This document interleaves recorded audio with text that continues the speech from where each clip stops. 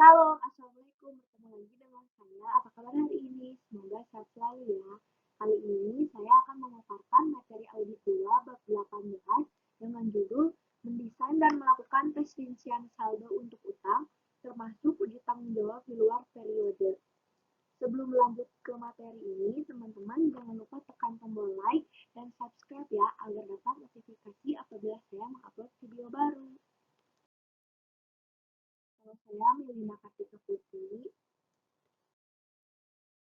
Pendahuluan, utang usaha merupakan kewajiban yang belum dibayar atas barang dan jasa yang diterima dalam peristiwa bisnis biasa.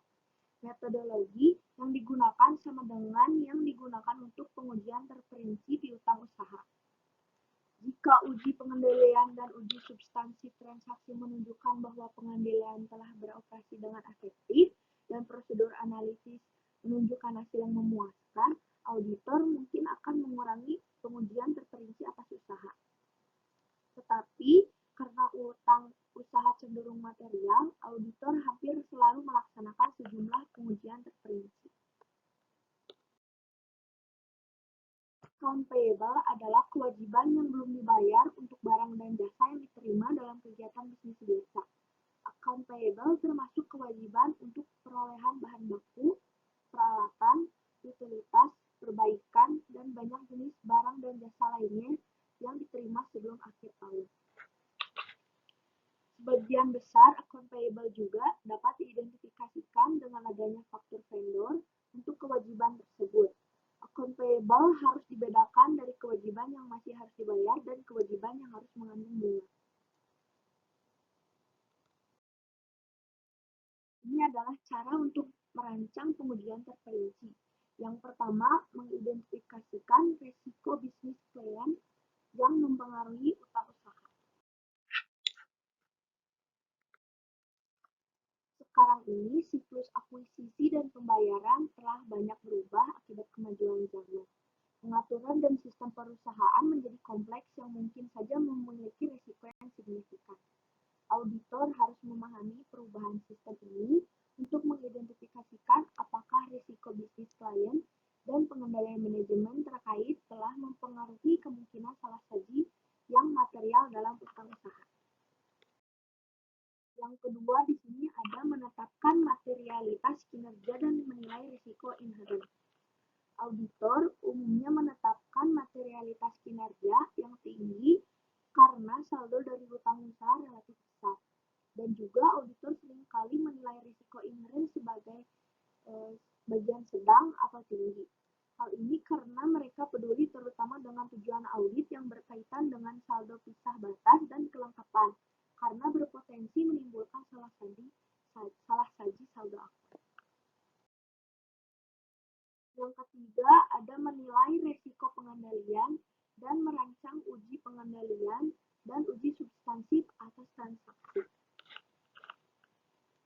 Setelah menetapkan materialitas kinerja dan risiko inheren, auditor akan menilai risiko pengendalian berdasarkan pemahaman pengendalian internal. Uji substansi atas transaksi, auditor juga akhirnya akan bergantung pada keefektifan pengendalian internal yang berhubungan dengan utang usaha. Karena itu, auditor harus memiliki pemahaman yang menyeluruh mengenai pengendalian internal berhubungan dengan utang usaha. Yang keempat, ada merancang dan melaksanakan prosedur analitis. Prosedur analitis berguna untuk mengungkapkan bidang di mana penyelidikan atau pemeriksaan tambahan memang diperlukan. Auditor harus membandingkan total beban tahun berjalan dengan tahun sebelumnya untuk mengungkapkan salah saji akun utang usaha serta akun beban.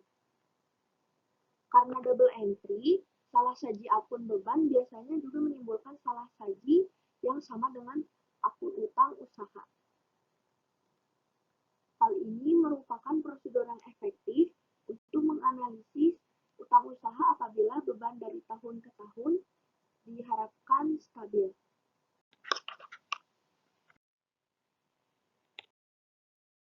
Yang kelima, ada rancangan dan pelaksanaan uji pengendalian. Di sini ada beberapa poin, ada 11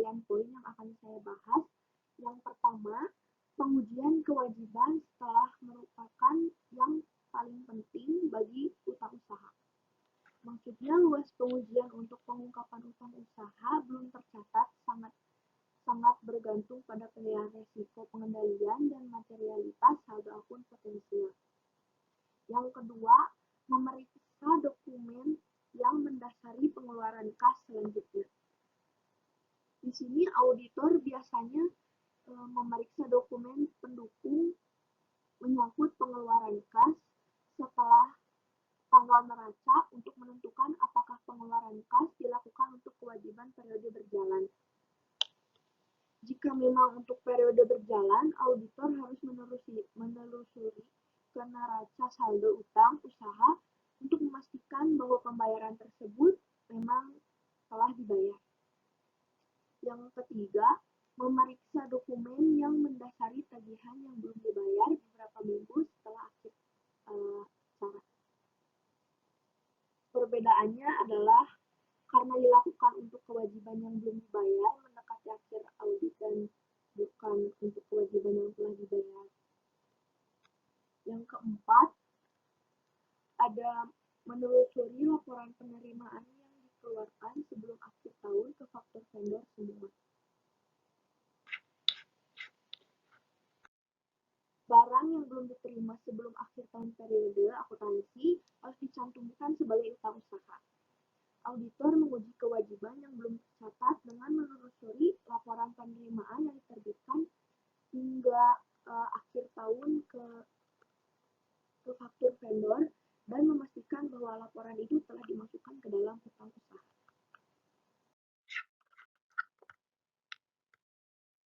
Yang kelima, menelusuri laporan vendor yang menunjukkan saldo yang jatuh tempo ke neraca saldo utang.